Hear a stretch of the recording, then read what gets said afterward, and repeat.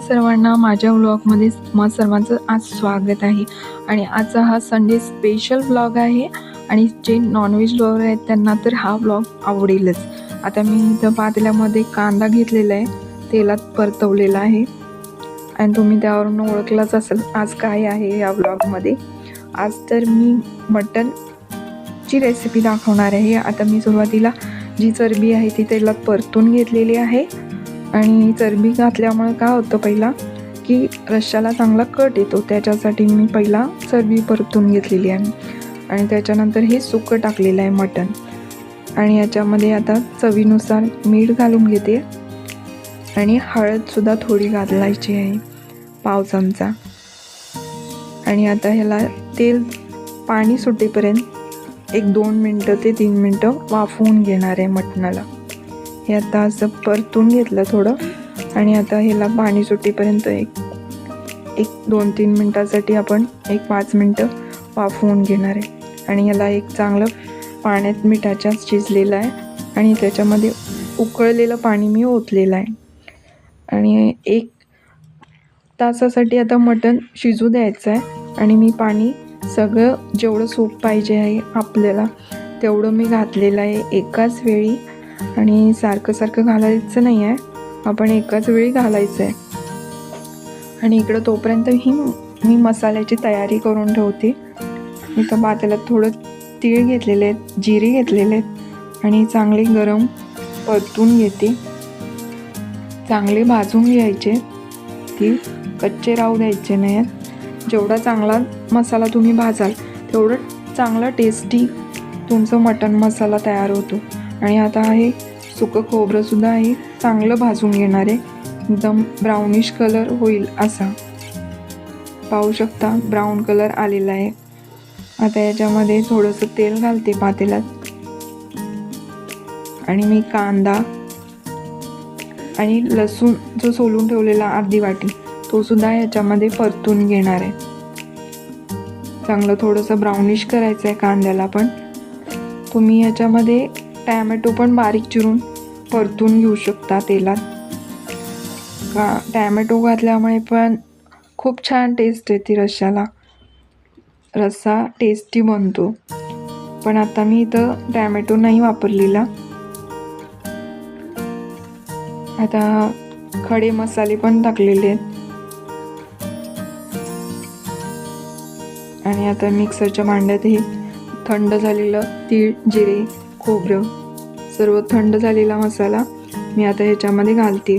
आणि धणे पावडर पण 1 टेबलस्पून घातलेला आहे ह्याच्यामध्ये.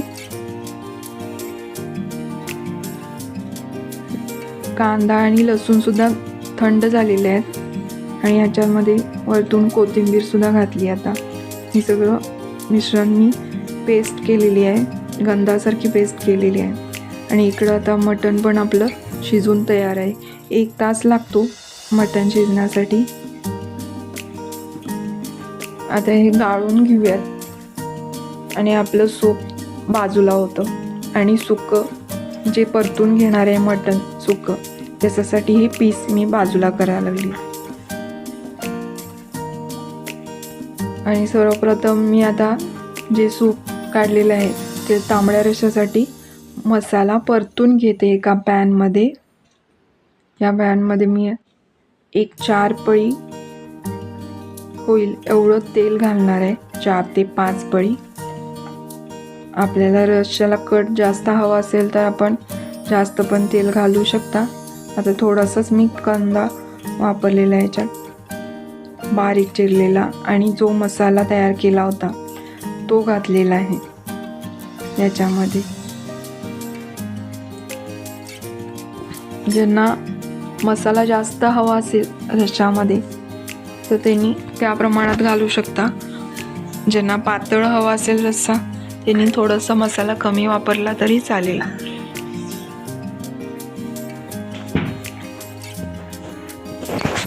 आणि हा छानपैकी परतून घेतलेला आहे. याच्यामध्ये मिसळलेली चटणी घालते 4 टेबलस्पून. कांदा लसूण चटणी वापरलेली आहे मी. आणि याच्यामध्ये 1 चमचा मटन मसाला वापरलेला आहे, जो बाजारात अवेलेबल असतो मटण मसाला तो घालायचा आहे आपण. आणि हे मस्तपैकी तेल सुटलेलं आहे आता मसाल्याला. आणि हा मी सूपमध्ये ॲड करते.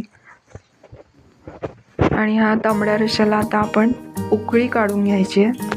आणि मी उकळी आल्यानंतर मी साईडला ठेवून देते. तोपर्यंत आपण उकळी येईपर्यंत मटण सुक्कं परतून घेऊयात. त्याच्यासाठी कढईमध्ये मी 4 पळी तेल घेतलेलं आहे. सुक्यासाठी लांबडा कांदा शक्यतो चिरा. सुक्यासाठी मी लांबडा कांदा चिरते आणि ब्राउनिश होईपर्यंत फ्राय करून घ्यायचा आहे हा.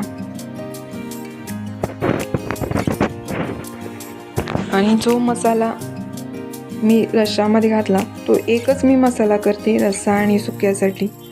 आणि तोच हा सुक्याला पण ॲड केलेला आहे आणि तो परतून घेते तेलात.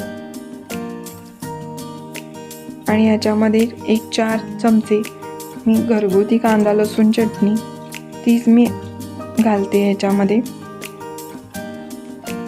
कारण कांदा लसूण चटणीशिवाय आपल्या सुक्का आणि कोल्हापुरी रस्सा तांबडा त्याला टेस्टच येत नाही. त्याच्यासाठी ही कांदा लसूण चटणीच वापरली जाते कोल्हापूरमध्ये. आणि मटण मसाला 1 टेबलस्पून घातलेला आहे. आणि हा मसाला छानपैकी परतलेला आहे आणि ह्याला तेल पण सुटलेलं आहे छान. ह्याच्यामध्ये मटण घालून परतून घेते. आता हे आपलं सुक्कं 1-2 मिनटं वाफवून घ्यायचं आहे आणि आपल्याला खायला रेडी होतं. पाहू शकता छान कलर पण आलेला आहे आणि इकडे आपलं रस्सासुद्धा तयार होतोय. हा व्लॉग माझा कसा वाटला तुम्ही नक्की मला कमेंट करून सांगा. माझ्या व्हिडिओला लाईक, शेअर आणि सबस्क्राईब करायला विसरू नका. तोपर्यंत माझं सर्वांना धन्यवाद.